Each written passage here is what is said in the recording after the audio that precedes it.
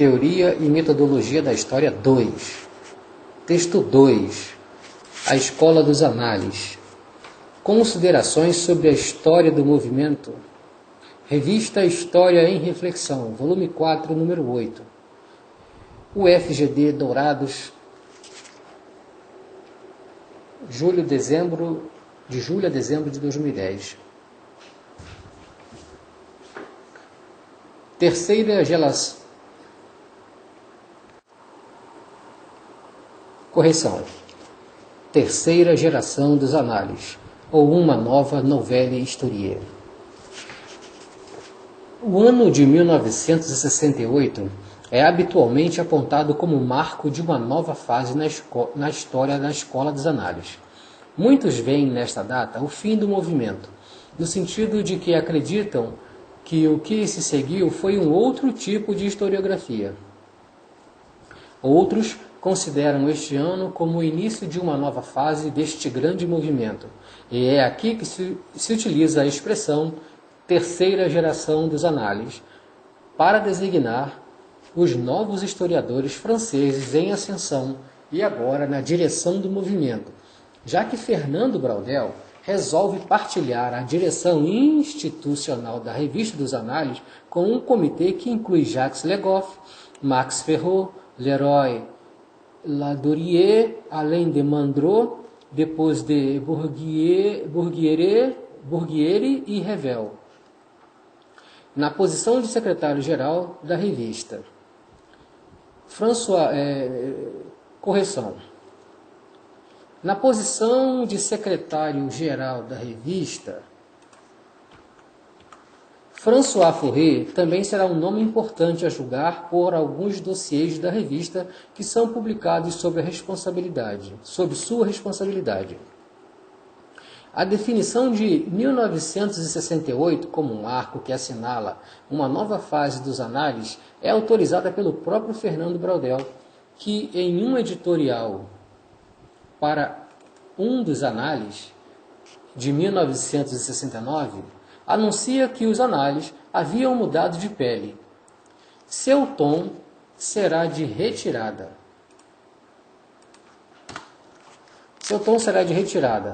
Apesar de seguir como uma referência para o movimento e o pouco que escreveu para a revista, a partir de então denuncia que ela tomava um rumo que não será o que desejava. Mas não é apenas esta mudança institucional dos análises o que dá o ano de 1968 de um marco na história do movimento.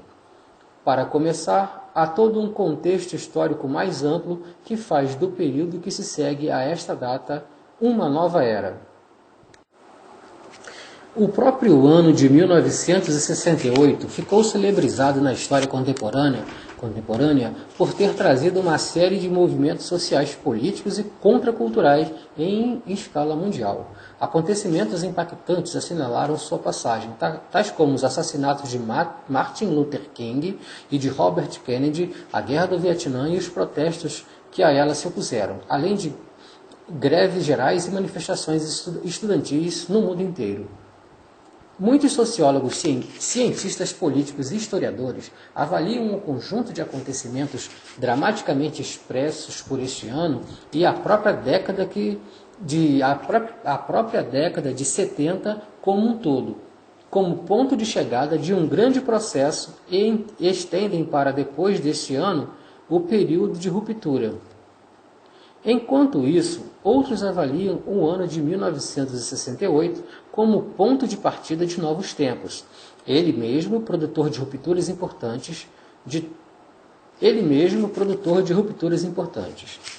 De todo modo, a data se tornou emblemática. Evidencia-se também uma mudança na historiografia, o que, aliás, é a questão principal aqui a ser considerada. E isto não apenas no que se refere à Escola dos Análises, ou mesmo à historiografia francesa.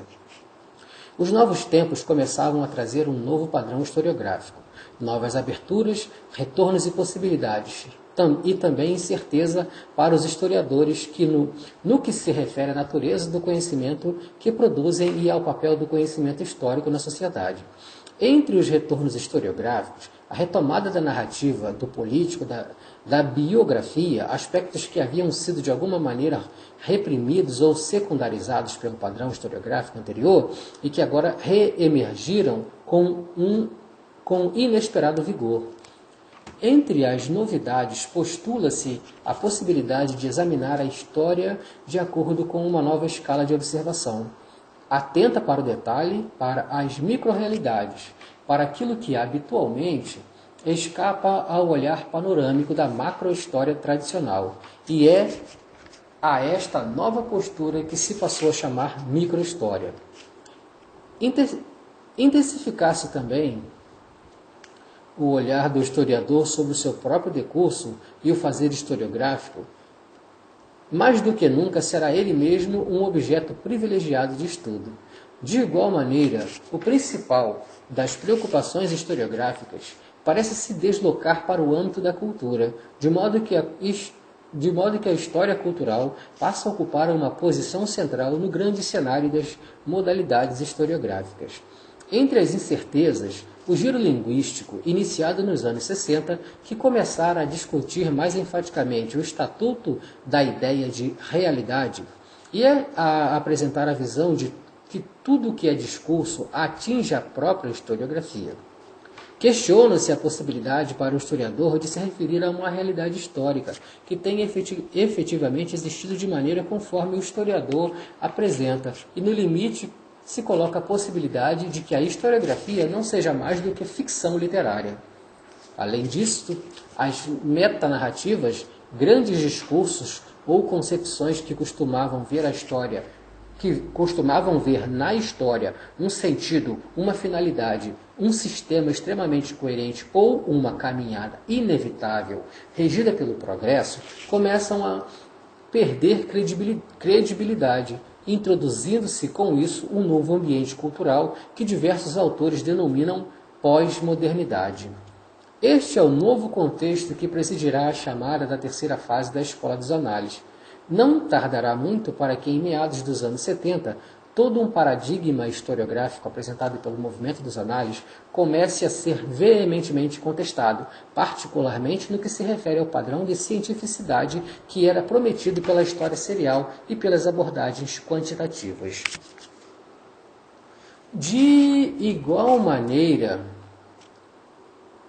Onde eu estou? Peraí.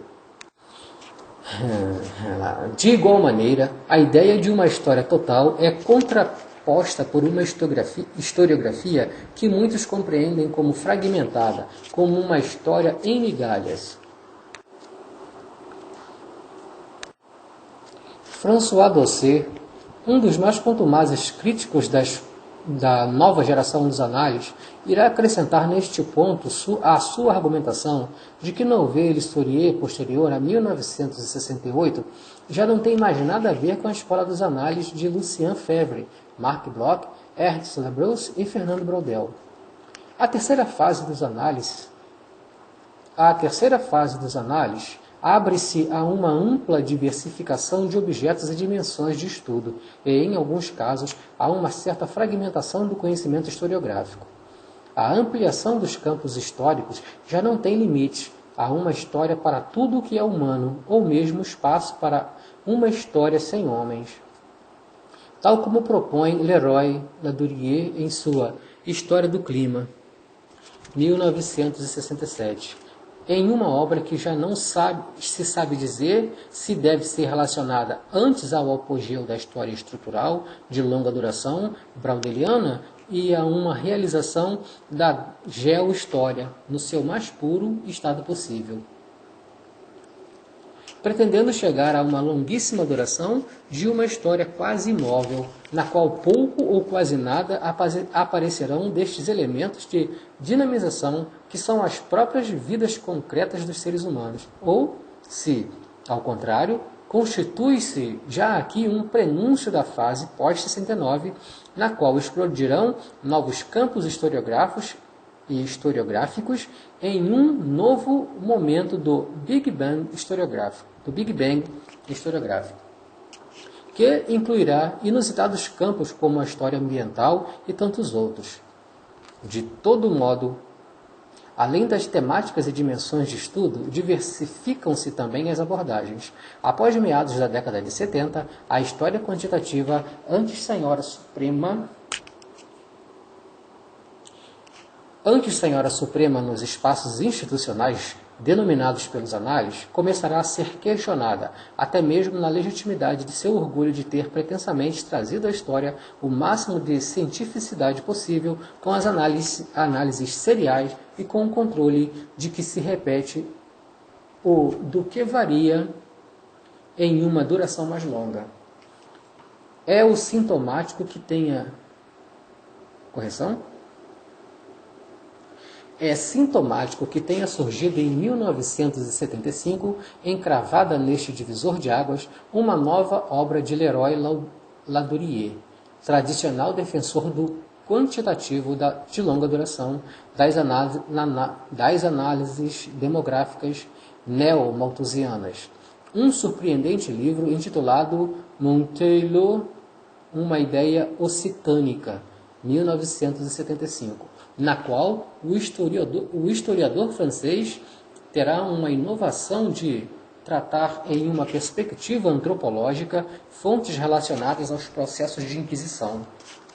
Aqui, os depoimentos de acusados e testemunhas, incluídos nos registros dos processos inquisitoriais, em uma pequena aldeia francesa do século XIV, chamada Montagneux, serão tratados à maneira de depoimento do tipo que são recolhidos pelos antropólogos, de modo que Leroy Ladurie pretenderá examinar estes registros históricos de maneira análoga ao que se faz com depoimentos gravados, abrindo uma via de tratamento antropológico das fontes dialógicas que logo seria explorada, ainda com maior habilidade pelo microhistoriador italiano Ginsberg, que registrará o essencial de suas experiências e propostas metodológicas neste novo âmbito de estudos no célebre artigo O Inquisidor como Antropólogo, 1989.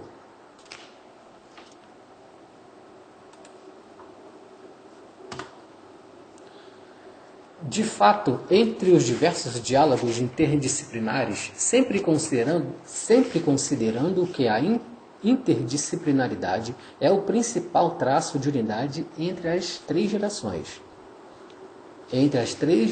de analistas, será a antropologia a interlocutora que ocupará o principal lugar de destaque. Ele está afirmando, será a antropologia a interlocutora que ocupará o principal lugar de destaque. Alguns chegaram a falar em uma virada antropológica a partir dos anos 70. Em vista disto, nas últimas décadas do século XX, a história cultural passa a assumir uma posição de bastante destaque entre as diversas modalidades historiográficas, mas sem que outras sejam menosprezadas. Apenas a história econômica já não é a senhora absoluta das preferências historiográficas e despontam para além da já mencionada história cultural. Outras modalidades, como a história das mentalidades, em mencionar o reavivamento de uma nova história política. Um destaque interdisciplinar é também trazido pela linguística, campo de conhecimentos e práticas que não apenas passa a ser utilizada pelos historiadores como apoio para análise de seus diversificados objetos históricos, como também começa a ser empregado para uma autoanálise de seu próprio campo de produção de conhecimentos. A historiografia profissional.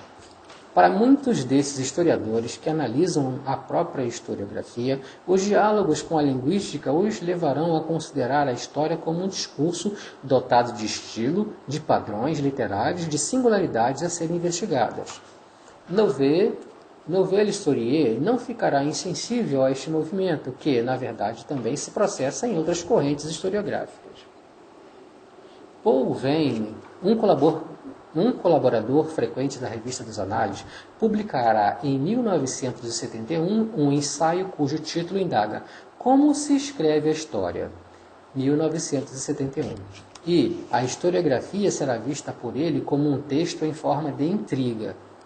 3 anos depois, Michel de Certeau terá incluído em um dos volumes da obra coletiva Fayret de l'Histoire, Le Goff et Nora, 74, o seu célebre texto, A Operação Historiográfica. 1974. De certa maneira, uma resposta vem buscando estabelecer mais sistematicamente o lugar da história e as suas especificidades no seu texto, sem confundi-lo com simples literatura imaginativa. Eis um ponto de empate que seria típico das gerações anteriores. Eis um ponto de embate que seria típico das gerações posteriores, cujo aprofundamento foge ao objetivo deste artigo. Conclusões. O movimento dos análises, após a década de 1980, já permite que se estenda um olhar para trás para contemplar uma história complexa na qual se desenvolvem múltiplas tendências internas e também variadas reapropriações. Conforme postulamos na introdução desse artigo, a história do movimento dos análises deixa um certo número de questões em aberto. Há um paradigma do movimento ou este abarca e participa de... É uma pergunta. Há um paradigma de movimento ou este abarca e participa de diversos paradigmas? É possível falarmos em uma escola dos análises? Se é possível, existiria uma unidade que habilitaria o uso desta expressão até que a geração de historiadores franceses, no que se refere àqueles que continuam a vincular a sua identidade aos antigos órgãos institucionais controlados pelos análises, inclusive a célebre revista que leva ainda hoje o seu nome? O objetivo deste artigo não foi responder a estas perguntas, mas certamente colocá-las mais uma vez, e é sempre um aspecto importante quando pensamos na história deste movimento que deixou tão profundas influências na historiografia ocidental e inclusive na historiografia brasileira. Amém.